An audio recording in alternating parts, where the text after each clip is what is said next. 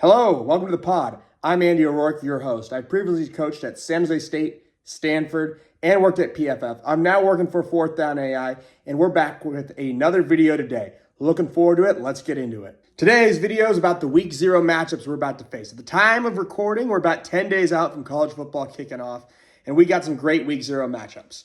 We'll be going through team by team, giving you a little deep dive and insights into all these programs, things to look for as you're watching the game, more so a little overview. Later on this week, we're going to have a deep dive into a few of the teams and matchups we got going on, giving you formational tendencies, run, pass by field zone, all that fun stuff. This time, we're just giving a little quick overview so you get an idea of what players to watch for, storylines, and things like that. Without further ado, let's get into this video. First matchup we're diving into today is TCU versus North Carolina. Last time these teams faced off, it was a bit of a bloodbath. 48-14. It was Bill Belichick's first game coaching college football as a head coach.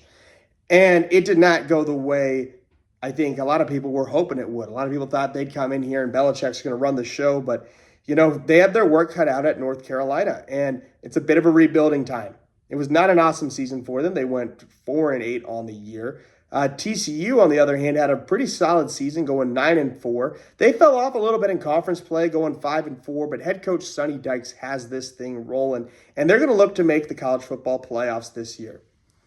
At quarterback, they're going to lose a superstar in Chandler Morris. He's going to leave to Indiana. He was a really great player for them. Not the biggest guy in the world, had some decent athleticism, but a really awesome processor, could extend things on the play. He can get outside the pocket, cause some damage, but he reminds me a lot of Brock Purdy with the way he plays. You know, a little bit of mobility, but loves to make plays from inside the pocket. Not the strongest arm in the world, but still a good one. I think that's a pretty major loss for the Horned Frogs. And a really big addition for Indiana is he's going to step in and take the shoes of what's been a pretty decent quarterback lineage since Cignetti took over, going from Rourke to Mendoza. Now with Chandler Morris, a big loss for TCU, but they bring in a solid player from the FCS level, coming in from Harvard in Jaden Craig. Jaden Craig played a lot of games at Harvard, was a really great quarterback for them. He's expected to make the start week 1 here. They also have a 4-star quarterback in Adam Schobel. Another solid player, didn't see any action last year, but a guy who they think is going to be the future of this program. And I'd have to agree with them, you know, highly touted guy. I think Jaden Craig is going to get the start. But, you know, maybe Adam shows some stuff early and is able to take over this job in a few weeks. It will be an interesting little quarterback battle to see their view of how Craig is going to be used versus Adam. Is Adam going to take over as a starter later on? Do they just want to have that veteran option? An interesting storyline to follow with TCU on their long-term plans at that quarterback position. Across the defense, they're going to lose 3 players to the NFL draft. Bud Clark, Caleb Elamars-Orr, Nandani Obazor. Both those guys linebackers. 2 of those 4th-round picks in Clark and Caleb. And those are some big holes on defense you're going to have to fill. Super talented players, but they've shown to always have a pretty decent defense. I think they'll be all right. The biggest issue, I think, is going to come across this offensive line. They're going to lose 3 key pieces, and they're no slouches. I mean, offensive line, so much of it is built off of continuity, and replacing 3 key guys, that's a big ask. They're going to bring in some guys through the portal, but they're going to lose a center that started 30 games in his career for them in Colton Deary. That's a lot of veteran knowledge leaving the room, making it a very big challenge for a new group to come in, find cohesion. When you lose a guy that's played that many games, you know, he's able to pick up those stunts in blitzes so well in pass protection. That's a pretty major loss, losing that veteran leadership across that offensive line. They're also losing Carson Bruno, another really solid offensive line piece. I remember him standing out when I was coaching at Stanford and we played TCU back when they had Savion Williams, and I think Chandler Morris might have been a freshman there, maybe a sophomore. But he was another really solid player holding down that interior, that offensive line. And last, they're going to lose Remington Strickland. He was the number 7 guy in the transfer portal this year for interior offensive line. He's going to go across state to Texas A&M. pretty massive loss for them. But they counter it in the portal. They're bringing in Noah McKinney out of Oklahoma State to fill in one of those interior offensive line holes. And Jaheim Buchanan out of FIU. I think he's going to come in, play some center. He's got some experience, but the big thing will be how fast can these guys mesh, right? Can TCU find that cohesion with all these young players or new players, not necessarily young, they got some experience, but how does that cohesion work? How quickly can they get off the ground? Is Belichick and his defense able to exploit the lack of continuity? I think that's going to be one of the big storylines of the trenches is how Belichick attacks this fairly new group of offensive linemen trying to find their way with each other and play off of each other. If there's going to be a weakness, it's probably going to be that and how quickly they can mesh together. Diving into some defensive additions. They're going to bring in a few defensive linemen here in Cheta Ofili out of Texas Tech. He didn't play a lot of snaps there, but that Texas Tech defensive line was loaded. So it'll be interesting to see how that difference that he can make coming here. You know, pretty solid player from what I saw on tape. Just not a lot of playing time. Don't know how much he will play right now. Maybe he comes in as a bit of a backup, but at least a solid number 2 option. Maybe he takes the starting job. We'll see this week 1. But again, that Texas Tech defensive line was so deep. There's a lot of talent behind there. I mean, you have David Bailey dominating, also coming from Stanford, and that whole D-line, super talented group. So Cheta was buried on that, comes over here from TCU. Should be interesting to see how he impacts it. Going over to Connor Hayward, he's coming in from Western Kentucky. He saw limited playing time early, but he started his first year, and he played really well for Western Kentucky last year. Don't know their plans for him. I think he's probably going to come in here, be more of a backup this year. After not playing too much his first and second year for Western Kentucky, he comes in here as a little bit more of a veteran presence, but was a really solid player in year 3 as a junior for Western Kentucky.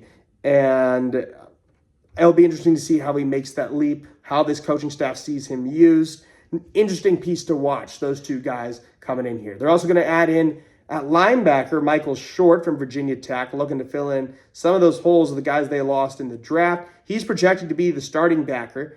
In the secondary, we're also going to see Kellen Carroll coming in from Central Michigan and Tion Parks from Colorado. Don't know yet if they're going to start.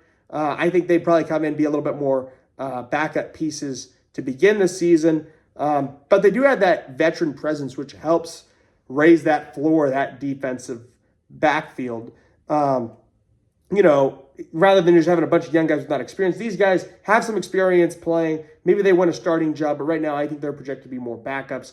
And then at the safety position, they got Jacob Fields. He's coming in from Louisiana Tech. He's had a really great career there. He's going to be the projected starter.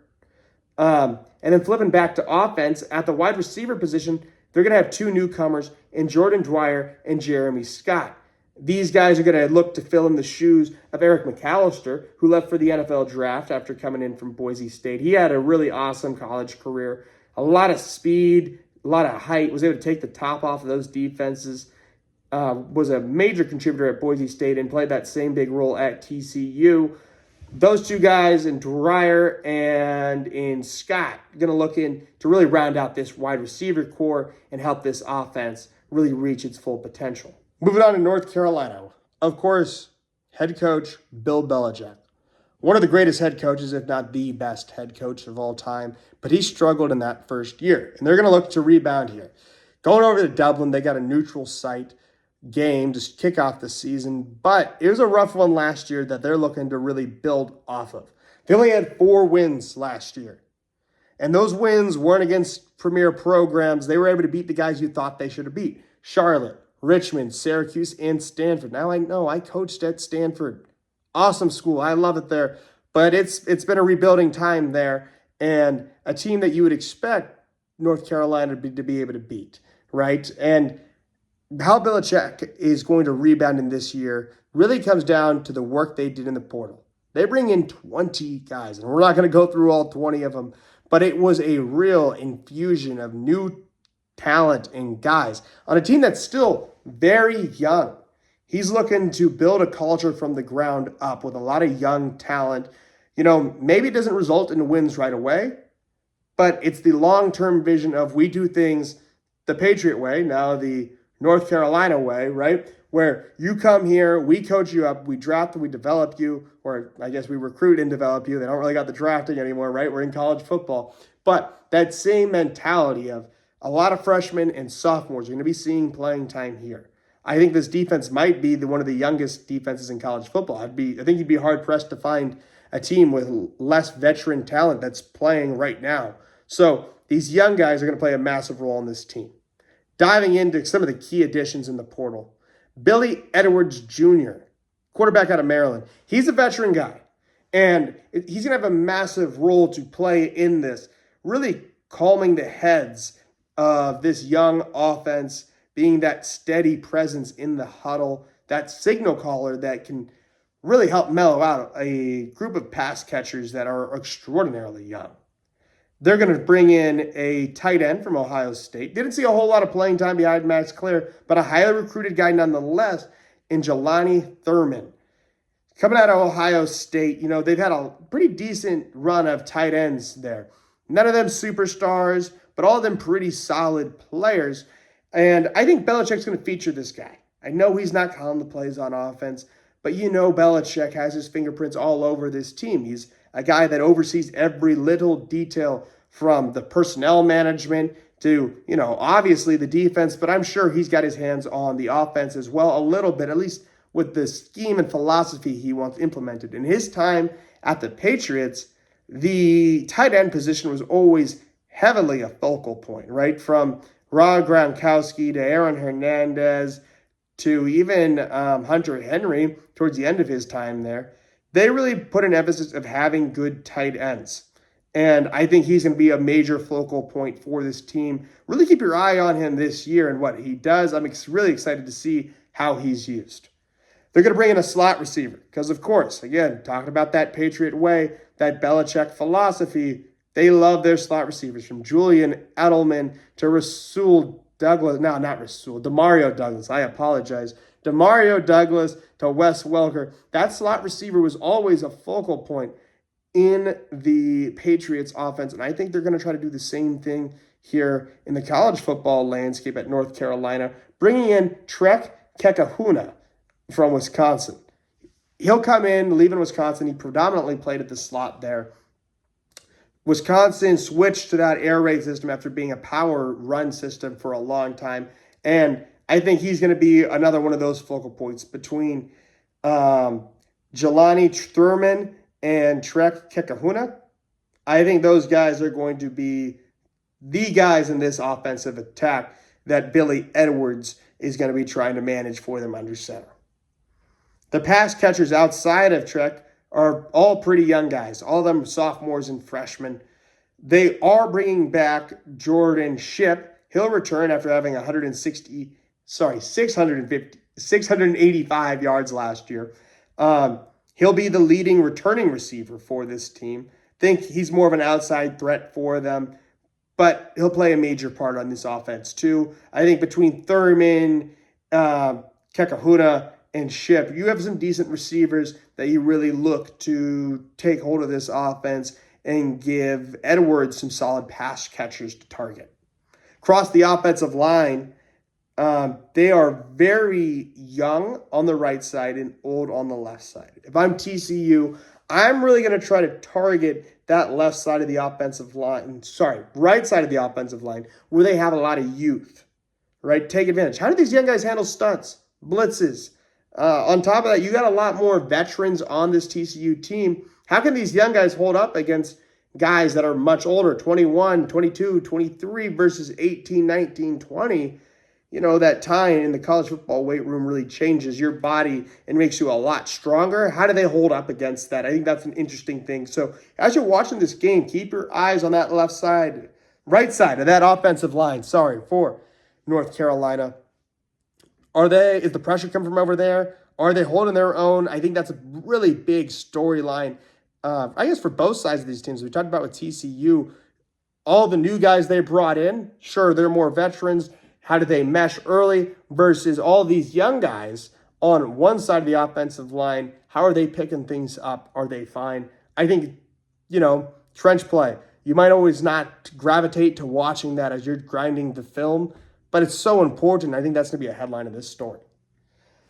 Moving over to the defensive side, it is extraordinarily young. We only have 2 upperclassmen, and they're both playing the safety position, which in a Belichick defense, you definitely want veteran safeties. It's a hard thing to play for them. A lot of coverage adjustments, a lot of thinking that they have to do back there. And that'll be Greg Smith and Coleman Bryson as these veteran presence for them. They're going to lose 3 major pieces across their defensive line. Again, extraordinarily young. So these young guys are really going to need to take a step up and show, hey, we're here to take over this job and we're going to be just fine, because they're losing DeAndre Robinson, Bo Atkins, and Mekhi Gaboyer. Might have mispronounced that, but I'm sorry.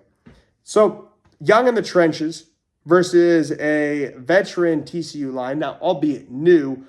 How do they hold up? Can they be big and strong enough to go against much older competition? I think that's going to be a major storyline to watch for this TCU run game. How do they attack? How does TCU's quarterback coming in from Harvard look? Does that veteran presence translate? Is he able to fill those shoes of Chandler Morris?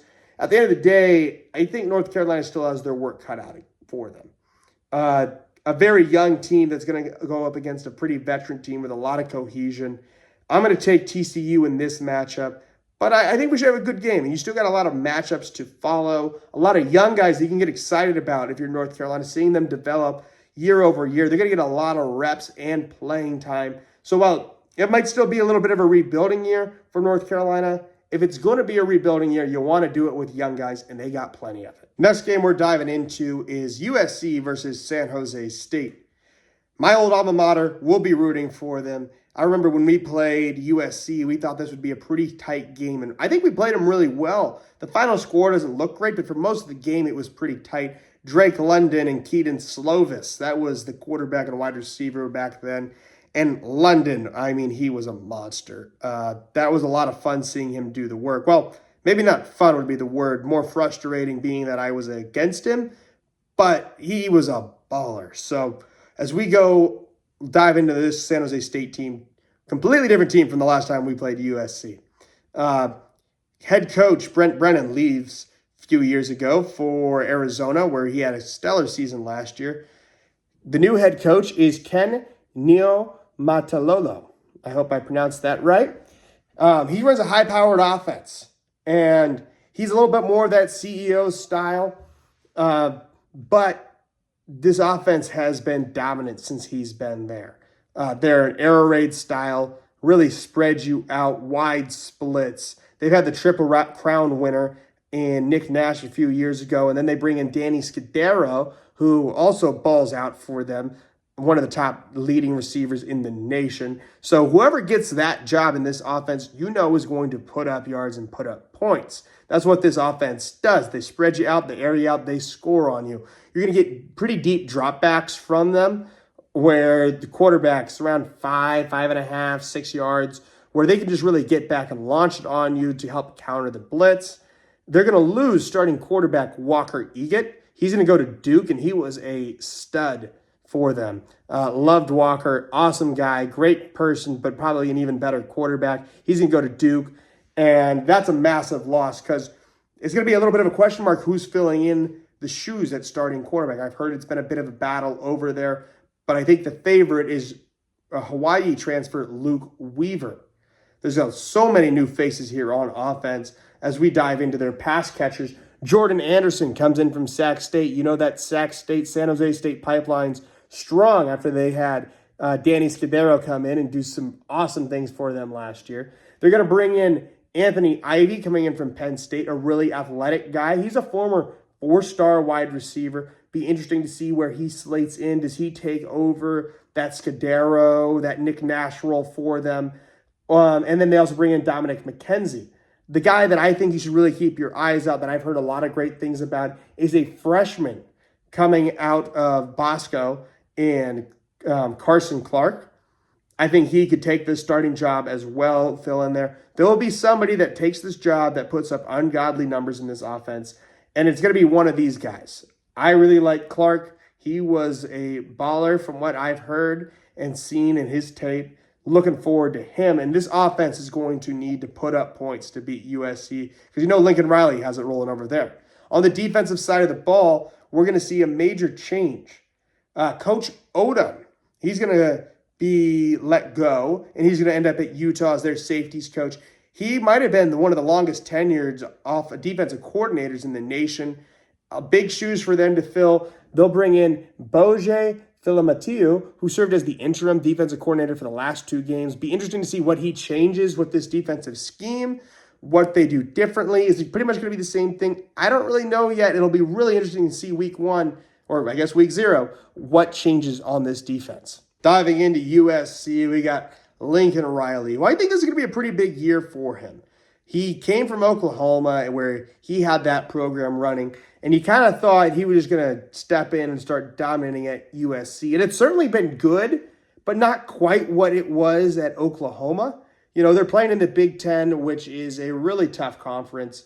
And his offense still has been great, but it hasn't been what it was at Oklahoma. So it'll be really interesting seeing what he does here and what changes are implemented to really take it over the top. He's had a plethora of really solid quarterback play. I mean, obviously you have Caleb Williams coming over here with him. So we'll see. I think this is a big year for Lincoln Riley and what this team does. They're going to have some major losses here in Makai Lemon, Jacoby Lane. They're going to go to the NFL draft. Lane, I believe, was a 3rd-round pick, and Malachi Lemon, 1st-round pick to the Eagles. Some major pieces lost, but they still have their starting quarterback in Jaden Mayava, who, you know, a lot of 1st-round buzz around him. We'll see if he takes that step to really solidify himself in that position. He had a great season last year. He's a preseason Heisman contention. So we'll see. There's a lot of hype around him. There's a lot of reasons to be successful. Riley always has awesome quarterbacks. Good place to start, though, is with San Jose State. You know, you got to come in here. You should be able to tear up this team if you're really going to be that Heisman hopeful. Something interesting to watch. They're going to expect big jumps from Tanakh Hines and Terrell Anderson. Anderson coming from NC State, looking to contribute in that wide receiver room. Does he take over that Jordan Addison type role, that Makai Lemon, really solidify himself as that dude in this USC receiver room? All interesting things to look at. Another interesting one that they're bringing in here is a freshman, Mark Bowman. He was a 5-star recruit out of Mater Dei. There was a lot of hype around him. He's supposed to be able to hit this ground running. I think he might win a starting job. So some names to look for in this first game. At the end of the day, I'm going against my alma mater. I'm taking USC. There's a lot of talent on this team, but hey, maybe San Jose State can pull off this upset. There's just a lot of question marks with all the pieces they brought in. Who's starting? Who's going to be the guys? I mean, a lot of things to figure out week 1 for San Jose State, which I think adds a lot of question marks on top of USC being one of a powerhouse throughout their history in college football. Sure, they haven't been top of the line recently, but there's no reason why this year they couldn't make the college football playoffs. They have enough talent, just going to see how it all meshes together. I'm taking USC in this game. The matchup we're going to dive into is a little bit of action. We got Sac State versus Eastern Michigan. I know what you're thinking. If you haven't been following college football, Sac State's in the MAC. That is right. So they coming up from the FCS level, they make the move. You'd think the natural location for Sac State would be the Mountain West, but no, they're out here in the MAC. So that means a lot of travel for them. A lot of adversity this team is going to need to overcome early. How does all the flights they're going to have to take back east have an effect on their body? Pretty interesting storyline to follow throughout the year. And, you know, jumping in from the FCS, how does this talent translate? They're going to be head coached by Alonzo Carter. He's a Bay Area legend. Everybody knows him. Everybody loves him. Used to be an MC Hammer dancer. I coached with him at San Jose State, where he was the running backs coach. He would follow Brennan over to Arizona. And they'd have a really great season last year before he goes and takes this job at Sac State. People in the Bay Area might know him from his time as the head coach at Country Costa, where he turned them into a junior college powerhouse. Last season, Sac State went 7-5 before their head coach departed for, I believe it was Colorado. And they're going to need to make this jump. Now, they have a lot of talent here. They have a returning quarterback in Carson Conklin. He was a freshman All-American at the FCS level. It will be interesting to see how he handles his jump. Super uber talented guy. But again, he's making a pretty big jump here. But he had a lot of starts last year, so he's got some experience under his belt. They're going to make a trade with San Jose State as they bring in Matthew Coleman, who was coached by Eric Scott. Now, they lost Jordan Anderson, and Eric Scott coached this guy at San Jose State, brought him in as a walk-on, earned a starting spot, really talented guy. I think he could headline this receiving core. We'll see how he gets that chemistry going with Carson Conklin. I expect their scheme to be a little bit more like the air raid. It's a lot what we ran at San Jose State. It's what Eric Scott, who I think is going to play a pretty big hand in this offense, ran previously. A lot of the other coaching hires also centered around this air raid system. That's what I'm expecting from Sac State. But again, we haven't seen them play a game of football. It will be interesting to see what they end up running. So their big losses, I mentioned, Jordan Anderson leaving to San Jose State and Ernest Campbell. They're leaving this receiving core. So some new faces that Conklin's going to have to get adjusted to. Will be really interesting to see how Sac State holds it down. They're also going to lose a stud running back. So new faces there. And how are they going to handle traveling cross country? You know, they got Eastern Michigan at Eastern Michigan. Week 1, Maction. You can't afford to drop this game early. It's a conference game. Rare to see in week 0, but they got it. So how do they win this? How do they overcome the adversity of having to travel cross country? A lot of question marks and a lot of adversity that Coach Carter's going to have to answer right here in week 1. Should be a really interesting watch to see what they're going to do, and all eyeballs will be on them coming up from the FCS level. Switching teams to Eastern Michigan, we'll take a look at these Eagles. Their head coach is Chris Creighton. He's been there for a long time. He's been the head coach since 2014, where he's really helped rebuild this program. They really peaked in 2022, where they made it to the famous Idaho Potato Bowl, where they faced off against San Jose State. Running backs coach for San Jose State then was Alonzo Carter. So this is the second time these two guys are going to face off. Creighton took that W in that first matchup, but we'll see what happens this time. Creighton, really good coach.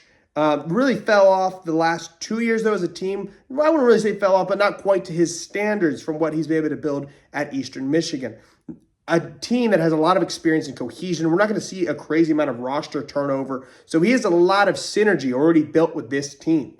He's got an experienced quarterback in Noah Kim. Kim's played a lot of football in his days. He's been at Michigan State, Coastal Carolina, before ending up at Eastern Michigan last year.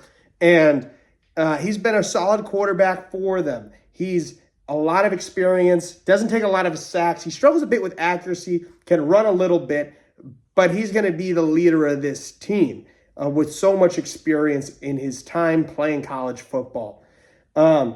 With that, a lot of the receivers graduated last year. All their focal points are gone now, but it's a bunch of guys in-house that they've been able to keep and kind of know who they are. So it'll be interesting who steps up and becomes that star that takes that focal point of this offense in this receiving game. They do have a returning tight end in Joshua Long.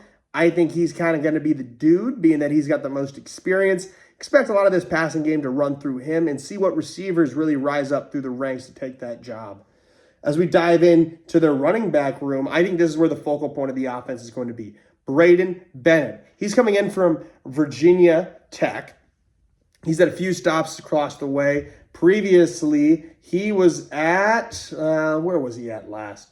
Previously at Coastal Carolina. So at his time in Coastal Carolina, kind of struggled a bit with injuries. Never a high volume back, but uber productive. He's a big guy, 6'2", 215, great ability to make you miss, and a lot of explosive runs. He only has 322 career carries, 61 of which were explosive runs. He has nearly 2,000 career rushing yards, and 1,185 of those come after contact. So we're talking about a big bruiser who I think is going to be a super focal point of this offense if he can stay healthy. And hopefully we get to see a full game from him and he's just able to dominate, because I think he's a special talent, really interesting guy to be paying attention to on this roster. I'm thinking the cohesion of Eastern Michigan, on top of having home field advantage, forcing Sac State to come across country, play them here. I think that is going to be a really tough undertaking for Sac State. I think Eastern Michigan has the advantage here. On top of that, you're coming up from the FCS level. So can Coach Carter and this staff find their guys early? I think that's a disadvantage to them. I think the cohesion that Eastern Michigan has is a massive advantage for them. I'm taking the Eagles in this matchup, but I'll be rooting for Sac State, being that I know a lot of these guys. Next up, we got Hawaii versus Stanford. I guess early on this docket, we are just covering all the teams that I have some personal connection to, which is fine with me. I mean, I'm running the podcast, right? So first up, Hawaii. We'll dive into them. They got Timmy Chang. He's a Hawaii legend. Everybody loves him over here. And he's looking to bring back Hawaii to those Colt Brennan days. And, he's done a great job so far. Last year, 9-4 record with a big win over Stanford. So as he comes in, he's really got this thing rolling. 9-4 last year. Dominant program. Can he continue that? They have a young stud at quarterback. Rising redshirt sophomore, Micah Alahido. I think I'm pronouncing that right. Correct me in the comments if I'm wrong. But Micah's a real stud. Not the biggest guy in the world. Kind of reminds me a little bit of Chevin Cordero. Not as fast, but very accurate, a decent arm, knows where to go with the football. He's a really good player to watch. They're lucky he didn't transfer out because this guy definitely could have gone to a higher level if he wanted to. So watch him to take more steps this year. He's an awesome young quarterback, undersized but uber talented. This Hawaii team is going to continue to be great, is going to be off of his back. He's a guy. He's a dude. He's awesome. They're also going to have wide receiver Pafeli Ashlock returning. Slender guy, but really dominates from the slot. Decent route running and a good vertical threat as well. And keep your eyes on Pafeli. I think he's going to be the focal point of this offense. If it's not him, it's going to be their transfer, Audric Harris. So he's going to come in, Audric Harris, and replace Jackson Harris. Jackson Harris transferred from Stanford to Hawaii. He'll leave again in the portal. He's going to LSU. He had a great season for them last year. They play more of that X wide receiver role with that big body, really getting after it, and a good separator, contested catch guy. This is your true X in this system. They're going to play out on the perimeters. Hawaii doesn't move their receivers a whole lot. If you're an outside guy, you play left outside. If you're the right outside guy, you get it, right? So these guys are their outside guys that are really going to dominate. Keep your eyes out for Audric Harris, and then in the slot, keep your eye on Pafeli Ashlock.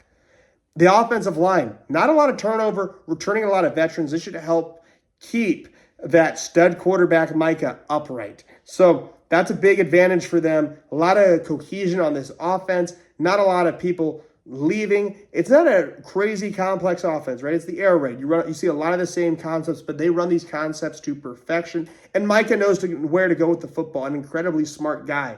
On the defensive side of the ball, they get a massive addition in Jeremiah Hughes. He's a former MSU and LSU cornerback. Those are two schools that are known for putting out DB talent. He hasn't played a whole bunch at those schools, but if you're good enough to end up at those schools, you're probably a pretty talented player. So I think he's going to come in here and look to be that lockdown corner here in the Mountain West, really solidify this secondary.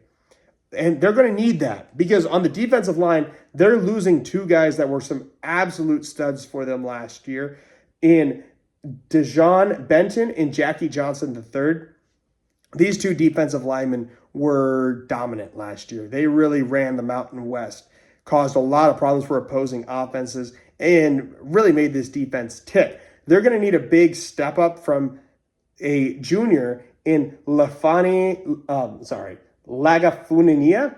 Again, I'm sorry, I struggle with some of these names, but he is a uber talented guy that I think could take this big step up. But if he doesn't, it's going to be very hard for this defense to replace that production.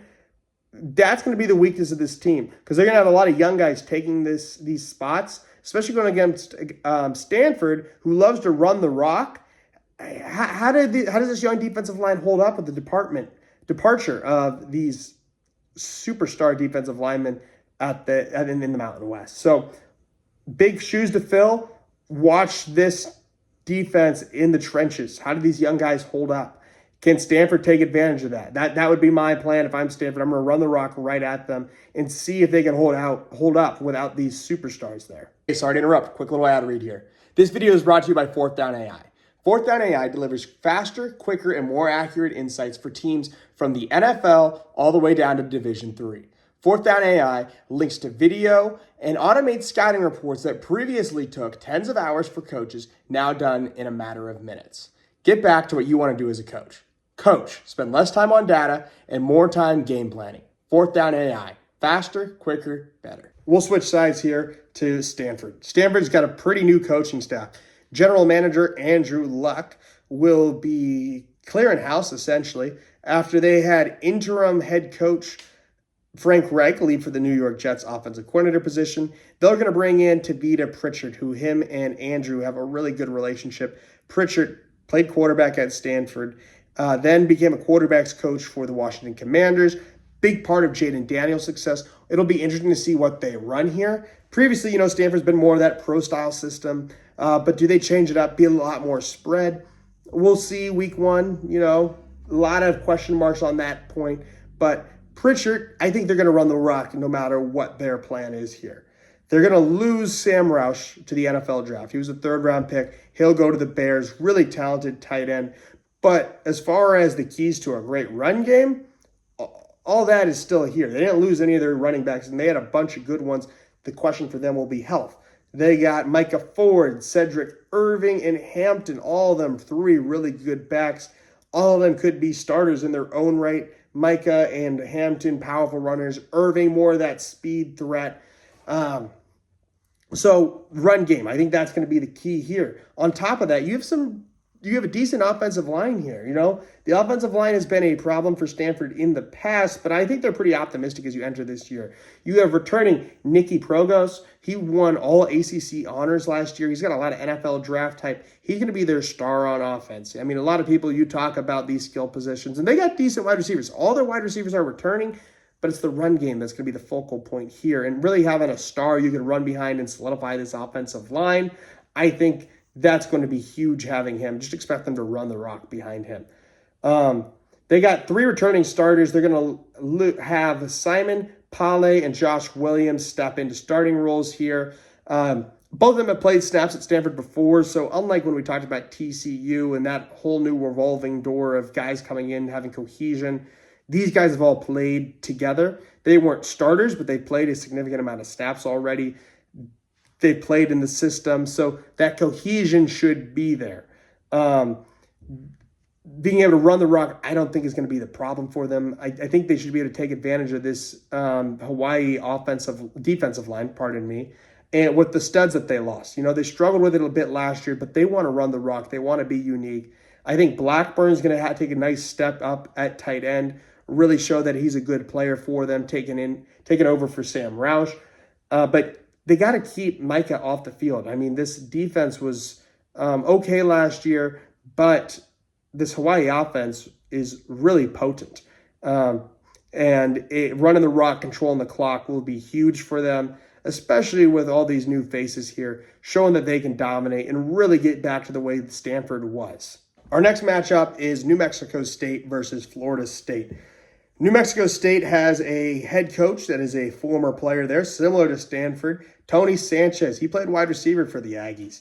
Last season wasn't what they wanted to be. They went 4-8 as they looked to rebuild this team, get them to be a powerhouse. They're going to lose their best wide receiver in Donovan Fopele to Arkansas. Their top returning offensive player is going to be TK King. He had 588 yards last year. He plays wide receiver. Will be interesting to see if he maintains that star role for them in the offense. Looking at the quarterback position, they're going to bring in a transfer quarterback, and Trey Hedden. He's going to be the projected starter coming in from Furman. But they did have a backup who played a bit for them, started 2 games for them, and Adam DeMonte. Maybe he wins it out in camp. We'll see week 1. But those are the guys really to focus on at that quarterback position as guys that could be starters. But Eileen Hedden coming in from Furman. He's got some pedigree, has started a few games, that experience that they're going to need under center. Moving on to the running back game, they got running backs. They got James Jones coming in from Delaware State. He's going to be the starting back for them. And then they got a returning player on defense. So he transferred to Cincinnati. This is safety Taden Barnes. He was a real stud for them as a freshman. Transferred to Cincinnati. He comes back. Should be a really key defensive player for them. Looking now at Florida State, their head coach, Mike Norvell. He had this team rolling back when they had Verse and all those guys on that defensive line.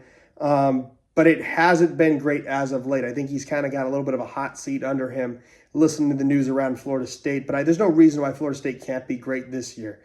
The team went 10-3 and 13-1 in back-to-back seasons in 22 and 23, but now he's posted back-to-back losing seasons.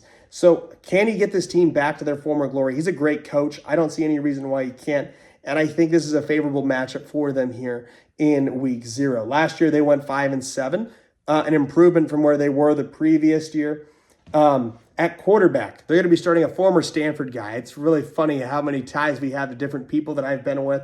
In quarterback, Ashton Daniels. He played at Auburn. He's a really dynamic guy, great runner, really fits what they like to do over at Florida State. They always seem to have these mobile guys, be it Jordan Travis or I think it was Tommy Castellanos last year. Might be mispronouncing his name, but they got 5 new starters, though, across that offensive line.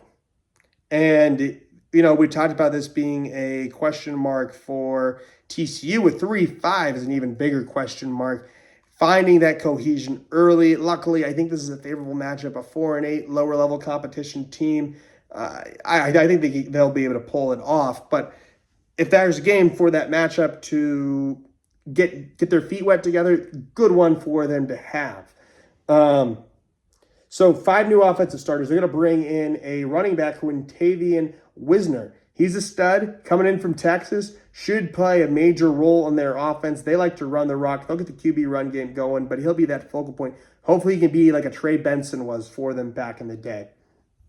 They got Deuce Robinson coming in at wide receiver. He's huge. 6'6" guy, massive contested catch threat. Very similar, reminds me of what they did back when they were in their prime with the Coleman, where they're just throwing up jump balls, big receivers on the outside. Norvell has a type and what he likes at receivers, and they love these big guys. He should fit in great here. Keep your eyes on the Desir twins, Mardell and Darrell. They should be pretty dominant players, guys you want to watch for at Florida State, but I think they're going to run away with this one in pretty handily fashion, unless New Mexico State can pull off a big upset, which would be awesome for their program. But Florida State definitely has the advantage here. Next matchup we're diving into today is Memphis versus UNLV. Memphis is going to have a head coach part of that Saban tree, so it's probably a good hire. Most of these work out in Charles Huff. So Huff's going to come in here. It'll be his first game as the head coach of Memphis. He's going to bring in a lot of transfers. This offense is really overhauled. He brings in 2 quarterbacks, one of which is Marcus Stokes, and the other one, Air Noland. Stokes is, I think, favored to be the starter, but from everything I've read, it's a real up-in-the-air battle for them. Stokes has starting experience. He played at West Florida. He's a dual-threat guy, so expect him to get the starting job, but like I told you, it's really up in the air. The quote from Huff was, we might run 2 quarterbacks out there on the field for the first play of the game. That's how open it is. Maybe we name a starter a little bit sooner. But so Air Noland, diving into him a little bit, he's a former 4-star prospect. He's been at Ohio State and South Carolina before transferring to Memphis. So he'll come in here, maybe a little bit more of that upside. Be really interesting to see who wins it. I mean, Air Noland's, he's got that all-name team, right? Quarterback with the name Air. You'd expect him to be able to air it out a little bit. Kind of rooting for that just for the name factor alone, but we'll see how that plays out, right? Diving into the rest of this team, 4 new offensive linemen, 2 new running backs, 2 new wide receivers, and 2 new tight ends. Who's going to be the guy? We'll see, but it's a completely overhauled offense. This offense, you're going to see a lot of wide splits, look to take advantage of putting you in that run-pass conflict. I think you want to keep eyes on the wide receiver that transferred in from Southern Miss, and Tyson Chapman. He is a very speedy wideout. A lot of dynamic plays, can really take the top off the defense. Keep your eyes on him. I think he's going to be the star of the guys they brought in here. I think that's the focal point here for the past game. They also have Dallas Hayden. He's transferring in from Colorado. He's a really big back, downhill runner, will just churn his legs, grind out tough yardage. I think he's the starting back. He's coming from Colorado, but he also played at Ohio State, so he's got a lot of pedigree behind him, playing at some big-time programs. Defensively, expect them to run more of that 4-2-5 defense, but the star here is Jamon Tapp. Jamon Tapp was a guy I thought could have came out for the draft last year. He dominated the Sun Belt. He'll transfer in here. And Tapp, a lot of pass rush moves, a dynamic player. I think he's going to continue this. I think he'll probably end up being a day 3 draft pick, but definitely the guy to watch. I loved him last year, and I think he's going to continue dominating college football. An older guy, but very experienced, going to really help solidify this Memphis defense. Diving into UNLV, we got Coach Dan Mullen. He's entering his second season with the Rebels, where in that first year, they went 10-4 with a Mountain West Championship appearance. He has one of the most explosive offenses in all of college football. They put up 34.1 points per game last year. They're going to bring in former Oklahoma, former Auburn quarterback, Jackson Arnold. He's going to compete with former Michigan quarterback Alex Orji. Some former pretty big names at the quarterback position from some big-time programs. If you remember, Jackson Arnold was supposed to be the heir to the throne for Dillon Gabriel at Oklahoma. He ended up losing that job to Michael Hawkins, then transferred to Auburn, where he battled it out with Ashton Daniels. It's crazy, all the week 0 storylines we have that kind of get intertwined here. So he comes in here. He's looking to take this starting job. It's crazy how UNLV, they had Tate transfer in here a while back, and he didn't do anything. But one of these big-name guys is going to get the job, and they will look to solidify themselves to be a draft pick, get back to that pedigree that they once had. Moving on from the quarterback room, we bring in 4 new offensive linemen for UNLV, 4 of which are former Power 4 guys. So they get in a lot of bounce-back guys that are highly recruited, looking to make a name for themselves, maybe transfer up, but get that playing time. I think the headline here is going to be former 4-star Baylor tackle Colton Thomason. They're going to bring in also 2 new wideouts in Amarian Walker and Troy Stellato. So Stellato is going to join the team via Clemson, so another Power 4 guy transferring in here. And Amarian Walker is a very tall, deep threat, fast guy from Middle Tennessee. Now, the run game is where they really butter their bread. They're bringing back their star back, who was a first-team All-Mountain West honoree, in Jaden Thomas. He only had 148 carries last year, but he went for over 1,000 yards and 12 touchdowns. He's extraordinarily explosive, a big play threat from the word go. Keep your eyes on him. The guy gets after it in the run game, and he's so fast. I mean, he's electric.